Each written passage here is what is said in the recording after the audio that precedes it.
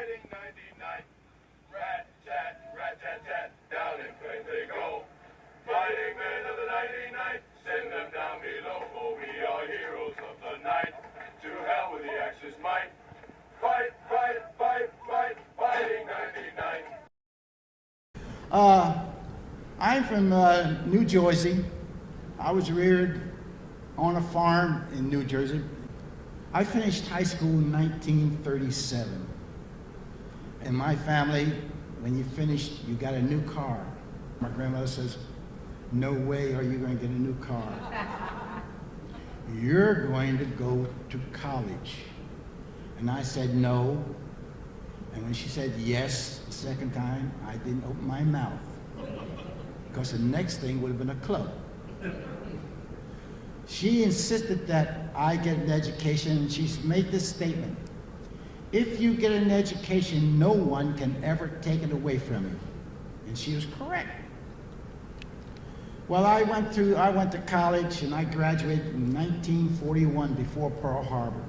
And in 1942, gotta think now, 42, I decided I wanted to become a flyer, because they had started training people in Tuskegee. I went to Philadelphia, and you had to take a written and a physical. I took the written in Philadelphia one day and passed it, and went back the next day to get the physical. And the doctor there said, "You flunked your physical. You have a bad heart." And this shook me up, because I was a track man. I didn't play football, I was track. I used to run miles and miles and miles. So I went over to my own private doctor after that, and he said, "Oh, you've got a murmur." So I went back to the farm, and in the meantime, I put in an application to Howard University to go to medical school. I was accepted at Howard Medical School, and I needed $25 for the application to go in. My mother wouldn't give it to me. My great uncle wouldn't give it to me, because if I left the farm, that meant he lost a hand. Well, head of the draft board happened to be principal of the high school. And he found out that I refused to go, well, I didn't refuse, but I did not go to medical school. So he took my deferment away from me and drafted me. I go to Biloxi, Mississippi, and I go through basic training. And time to leave, they go to the personnel, and they got my records, and they said, "You're going to go to become a mechanic." And I explained to him that I took the test and so forth for cadets. And they went and got my records and so forth, and he came back and said, "Okay, we'll put you in as a cadet." So they sent me back out to take basic training all over again. At Keesler, we took a test. The test was to find out whether you become a pilot, navigator, or bombardier. I passed all three tests. So at Tuskegee, one day, we hadn't got a class yet. They lined us all up and pointed, said, you are going to become bombardiers. I want to be a pilot, but they said, "You're going to be a bombardier." And they sent us to Midland, Texas. And in Midland, there we were learning to drop bombs. But they're very nice there. They wouldn't have us in the cadet area, but we crossed the parade field from the cadets. They had barracks for us and so forth, and the little club and so forth. And we learned to drop bombs and so forth. And also they brought in a detachment of WACs, so we would not have to go to town. And we graduated from there after dropping these bombs and so forth. And when we graduated, the white cadets all graduated and left. We were still there because they had no place to put us. And after a few days, orders came through and said we would be sent to Godman Field, Kentucky. On the way to Godman, we were taking leave. So they gave us a private coach from there to Washington, D.C. We went through Little Rock, Arkansas. You're guessing now.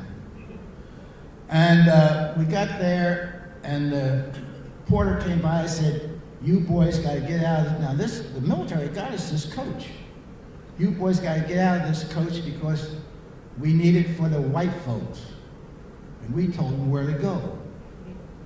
And lo and behold, the conductor came through and put us out. And they put us in the chicken car. The chicken car is right behind the coal car. In those days, it was coal car. They ran with coal. And we rode that car all the way up to D.C., where we get sent where we want. After the leave, I went back to Godmanfield, Kentucky, but they let us have a movie, send us to the movie. We could go to the movie, but it was down in the left-hand corner, as close to the stage as you could get. The German prisoners were up in nice seats up in the middle.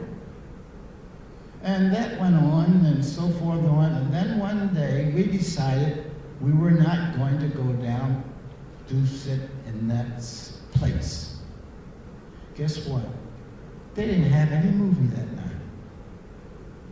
But later on, after about a month, I think, I got orders to send me back to Tuskegee. We started flying at Moulton Airfield. Moulton was the primary field. Tuskegee Air Base was the basic and advanced field of flying. We all flew AT-6s. And I got my instructor, and we flew.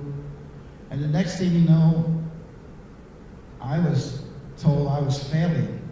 I was eliminated, and they gave me a job on the base and so forth. And then one day they decided, gee, we need navigators. So they sent me and some others to Monroe, Louisiana, Selman Field, where we were to become navigators. Before we started class, they dropped the big bomb in Japan. So therefore, I never got started to be a navigator. I know that we, the Tuskegee Airmen, that we actually started the big program against being segregated. We actually fought for equalization. In other words, we proved that we were just as good as anyone else. We could do anything that anyone else could do. And so therefore, I think we have a place in history, personally. Fighting for our rights, crazy, growing with some men, dreaming in the clouds daily. The 99th, ain't another number like it. Going down in history, gifted with them down.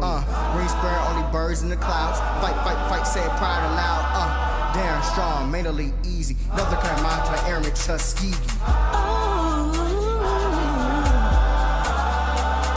Fighting for our rights, Tuskegee Airmen.